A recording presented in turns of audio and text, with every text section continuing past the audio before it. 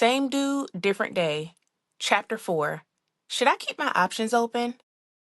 Isaac was texting me nonstop ever since we left the club that night. I wish I would have spent the night with him instead of playing footsie with that toe sucker. It was probably for the best though. The sexual tension between us was so deep. If we would have spent the night together, I definitely would have ended up pregnant. Isaac didn't waste much time making sure he saw me again. He asked me on a date the very next day. This would be my first real date since I was in Atlanta, and I was super excited about it. He asked me if I wanted to go to church with him that morning, but I declined. I was still holding a grudge against God for the way he embarrassed me. So I skipped the church invitation, but definitely RSVP'd for the spike punch tasting date that he had planned. I was so happy that Isaac wasn't one of those judgmental Christians that look down on people for having a little drink or two.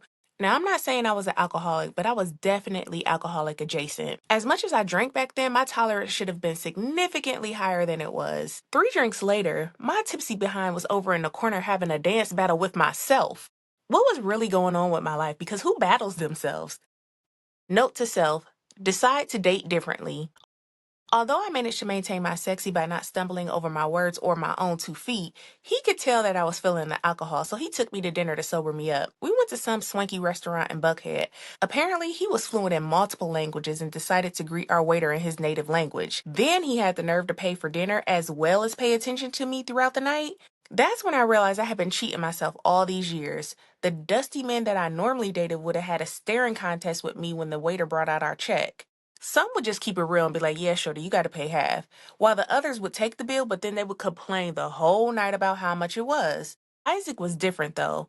He wasn't like some of the other bums that I have dated in the past. He let me know that as long as I was with him, I'd never have to pay for anything. It's as if he was speaking a different language because I had never heard anything like that before. It was a welcome change.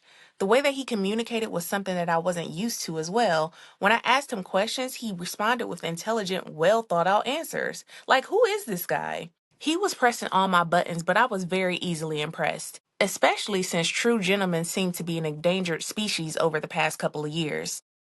After dinner, we went back to his place for a nightcap. 2 movies, several forehead kisses, and a back rub later, it was clear I wouldn't be sleeping in my own bed that night. He asked if I wanted some dessert. I assumed that he was speaking about divulging himself into my goodies, but he was talking about actual treats. He came out of the kitchen with some wheat brownies and some almond milk. Edibles were never enticing to me, but I didn't want to be rude, so I indulged. We kissed and cuddled up after we finished our dessert. We even did some interesting things with that chocolate sauce that I had originally requested to go along with those brownies. Everything was fine until I started hallucinating. Those edibles had me imagining that I had sunk into the ground and God had to recreate me from the dirt just like he did Adam. Isaac was weak. He could not stop laughing at me. That was not how I imagined our first date to go at all. That's why I was surprised when he requested my presence again a couple of days later. He promised that there would be no drugs this time, so I agreed to come over. Note to self, protect your soul. Atlanta traffic is the absolute worst. It took me over an hour to get to his place, even though we only lived about 20 minutes away. But as soon as I got to his house, he greeted me with a big hug and a kiss. The kiss was sensual and suggestive, but we managed to pull away from each other long enough to eat the meal that he had prepared for us. It was getting kind of late, so I decided to spend the night again. When I tell you we hadn't even made it through the opening credits before we started touching and feeling all up on each other, my excitement leaked through my lace underwear as well as the basketball shorts that he let me borrow. One after another, articles of clothing fell to the floor. We entertained each other until about 3 o'clock in the morning. My goddess was not as tamed as it needed to be, and I purposely didn't tidy up that area in hopes that it would deter me from going all the way. Guess what? It didn't. He navigated his way through without a care in the world. When we finished, I hopped in the shower to cleanse myself from all my recent impurities. Isaac hopped in with me and felt the need to recap everything that just went down. He chuckled while telling me that he thought that I had stolen his soul. At first, I blushed, but later it became a little disheartened by the accuracy of his statement. Although he meant it as a compliment, I don't think he fully realized that our souls were indeed entwined. Soon, all the joy was sucked out of my body because I was nervous about how we would move forward. We only had known each other for a brief amount of time. Afraid that he might have lost respect for me, I tensed up. When we first started talking, he told me that it was hard to date seriously in ATL because most of the women had already been run through. It was my goal to show him that I was different from the other girls. Instead, I showed him that we were indeed cut from the same cloth. Now my self-assurance was shriveled up like sauteed spinach. At first, I felt secure with him and I had a bunch of plans for our future relationship. Now that I had given it up so easily, my confidence had shrunken. My insecurities wanted me to ask dumb questions like, so what are we and where do you see this thing going? The rule of thumb is if you ever feel the need to ask those questions, you already know your answer. Real men don't play about stuff like that. If he wants you to be his, trust me, you'll know. Since I didn't know, it was only a matter of time before he started acting funny. The serial monogamous in me thought that this time would be different, but I had set the raggedy pace for our situation the moment I threw my legs over his shoulders. The voices in my head began to bombard me with questions that I had zero positive answers for, so I just went to bed hoping that my emotions would go to sleep as well. Note to self, don't give it up too soon. The morning after was a bit tricky. I got up, got dressed, and I left his apartment quickly as if I was late to work or something. The look of confusion on his face was priceless because he knew I didn't have no job. He wanted me to stay in bed for breakfast, but I had to leave to come up with a strategy of how to maneuver the rest of our relationship. Isaac texted me to make sure I got home okay. He also told me that he was looking forward to seeing me again that week. We had already scheduled another date before I let him explore my body, but now I wasn't sure if I wanted to hang out with him again so soon. It was becoming clear that I liked him more than he liked me, and I didn't want to get hurt. I've always felt like the person who has more feelings for the other tends to end up in their feelings at the close of the relationship, and I didn't want that person to be me. Things would have been so much easier if I just would have made him my boyfriend before sleeping with him. That's where I messed up. Dating experiences that are super sexual from the very beginning always lead straight to hell. They start with great sex and then slowly move into the talking phase maze that few people can escape from. I've never been a hoe in a permanent location, so I didn't even have a game plan. Eventually, I decided that we would just go with the flow and see where everything went. I had much bigger things to stress about, like finding a job. I was kind of starting to feel like Tommy from the TV show Martin, just out here macking and hanging without a care in the world and fronting like everything was okay when I knew I didn't have a doggone job. The whole time I was frolicking with Isaac and eating drug-filled desserts and dishonoring my good name, I should have been browsing job listings and filling out applications. Some of my previous applications had been receiving positive feedback, but until I had a guaranteed salary and an insurance package, I couldn't fully focus on him. Note to self, keep your options open, but your legs closed. Well, that was easier said than done. Luckily, Isaac had a business trip that would require him to be out of town for a couple of weeks. That gave me some time to analyze things and reevaluate my life. I started liking him more than I should have, so I convinced myself that I needed to date other people at the same time to prevent myself from getting caught up.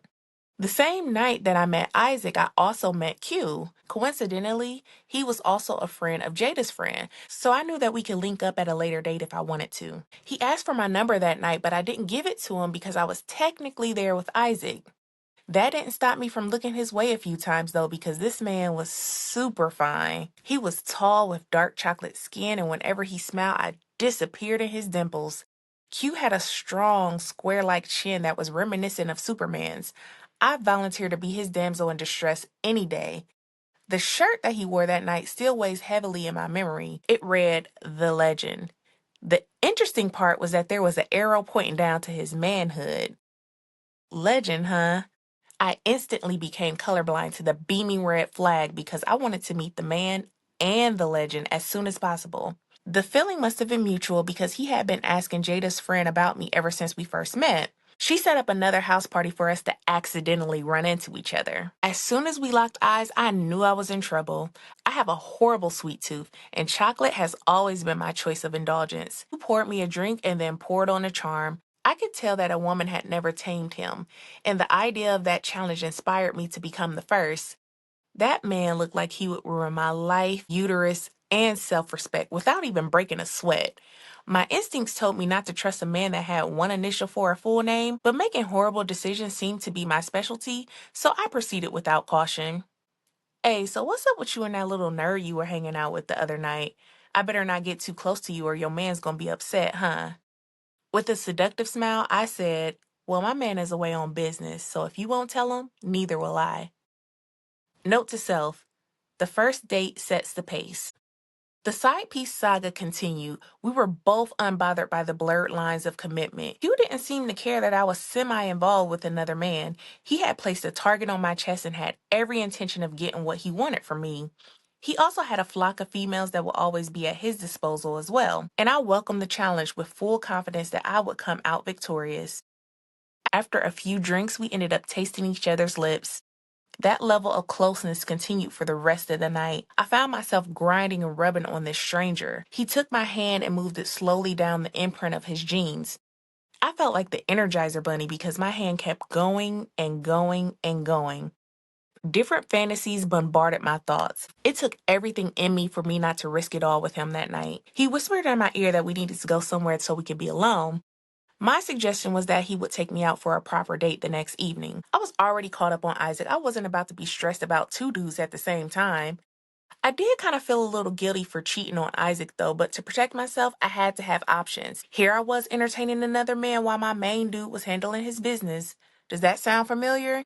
This relationship started off with foolery, so I could only imagine how it would end. Hadn't I learned anything from the whole side dude turning me into a side chick situation? Apparently I hadn't because I was right back to my same old shenanigans. Note to self, don't touch forbidden fruit. The next day, Q came to pick me up from our movie date. During the drive to the theater, I realized we were kindred spirits. Q had also recently moved to Atlanta and was exploring employment opportunities. In other words, he was broke and unemployed just like me. There were several other unfavorable characteristics that we had in common. We both enjoyed being in relationships, but our track record for successful ones were below average. I informed him that even though I wasn't capable of being in a serious relationship right now, I still wasn't interested in being number two. He smirked while giving me this conceited look as if to say, "You'll be whatever number I tell you to be." His cocky confidence drove me crazy and nuts at the same time. I was drawn to him, but I could tell that he would get on my nerves. I had come across a couple of dudes like him before, so I knew he wasn't all talk. The whole point of me dating multiple people was to prevent myself from falling for one in particular.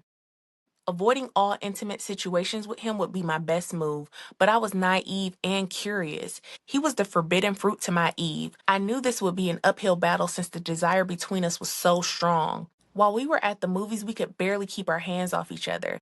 He pitched a tent in his jeans and I slowly unzipped his pants and started to relieve him. I could tell that he was about to explode soon, so I handed him a few napkins and then proceeded with the mission. Right before the big finale, my phone started lighting up and ringing all crazy. It was Isaac calling me.